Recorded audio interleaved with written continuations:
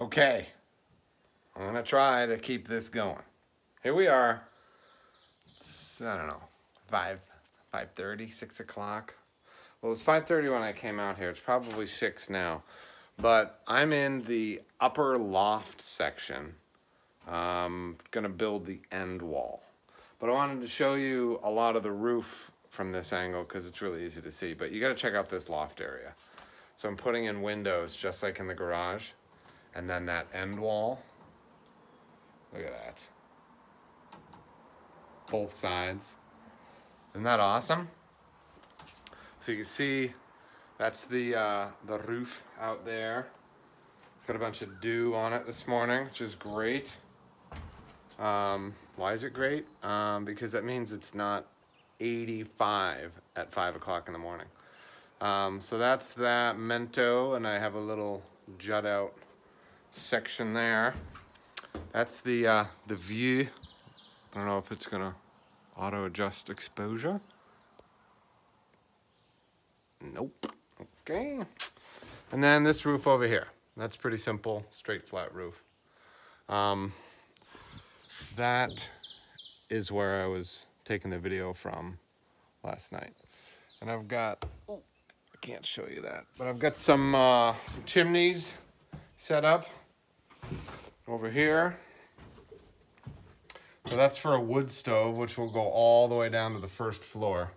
Exposure, please. Come on. And then this is for propane direct vent, which is this little stove sitting here. That was in our living room before, and before I put the roof on, I hoisted it up with the bucket truck and set it up here. Because it's heavy and we didn't really know what else to do with it, so this stove is like 1,500 square feet, so it should heat this place up like this, which means we don't need to keep it heated all the time. I've got a hole cut for my ladder, which is awesome.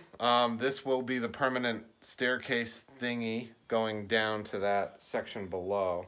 It will be a staircase, but it'll be kind of steep like a ladder.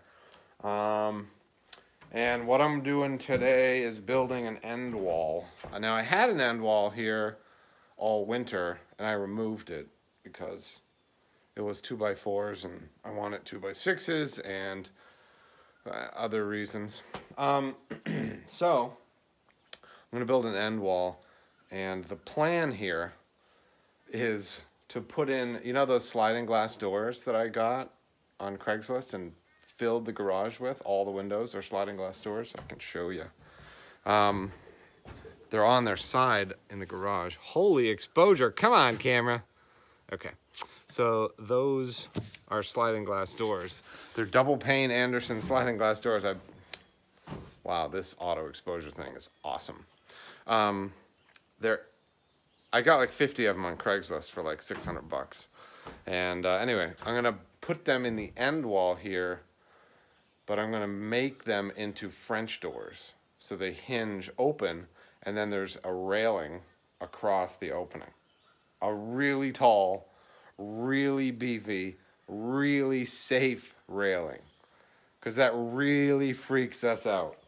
Because that is a really long way down.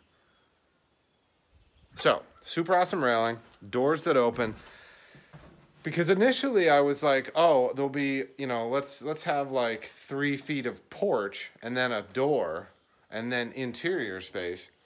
But it made the space in here really small and unusable. So instead, we're just gonna open the doors and have it feel like a porch because most of the end wall is door. I'm a little crazy, but that's okay. When you build stuff yourself, you can be a little crazy. Now, a lot of people build stuff themselves and they get a little crazy, but they don't do all their homework. And that's when stuff fails and people get hurt and whatnot. I do all my homework and I do all of the numbers and I do a lot of research. And I still fail, so. Okay, so build the end wall. I don't know if I'm gonna actually hang the doors. I have the hinges, I have sill plates. I think I'm gonna mortise the doors, but I'm not sure. May not be necessary. Anyway, ramble, ramble, ramble. That's what I'm doing today. Happy July 4th. This is what I do on my holidays. What else can I show you? Can I flip this around? Oh, I totally can. Awesome. So now I can actually see what I'm doing. So that's the tape. Now the Mento 3000, which is what I bought, doesn't actually technically need tape. But see, like this seam here, you can see that ripple. That's a built-in adhesive strip. And when you're laying it on, first sheet at the bottom, next sheet, this is one of the benefits of this system, is that it's a shingled approach. So each sheet is on top of the sheet below it, so water naturally falls down the roof. That's why I like it over zip system, because zip system is not a shingled approach. But anyway, let me keep going.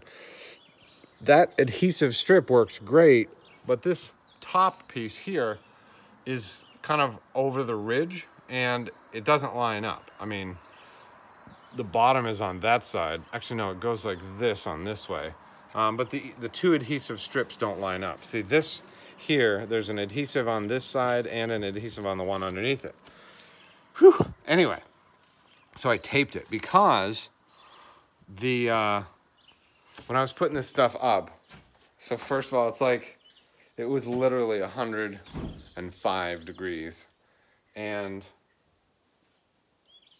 luckily there was a wind that kicked up. Now granted, it made it impossible to lay this stuff out because it's like trying to fold a piece of like plastic sheeting in the wind. It's blowing it all over the place. But if it hadn't been windy, I never would have known that some of these seams weren't sticking. Like I got this entire top section done by like, I don't know, 6 o'clock in the morning. And then at 7, the whole thing peeled off. I was like, what? No. And so I went around and I taped all the edges. Part of why this came off was because it's open on the top and it's open on the end. And so all that wind was blowing this way and just pushing it up. I feel like also when it came over this ridge beam here, it was like an airplane wing. So it would come over the top, and this side, I don't know, leeward? I don't even know if that's the right term. The leeward side billowed because of that pressure that happens on wings.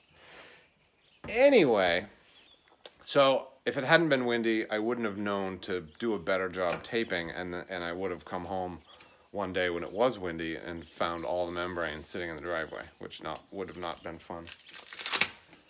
So that's the update. Another long one. Oh, dog down below. That's what I'm doing this morning, and thanks for watching.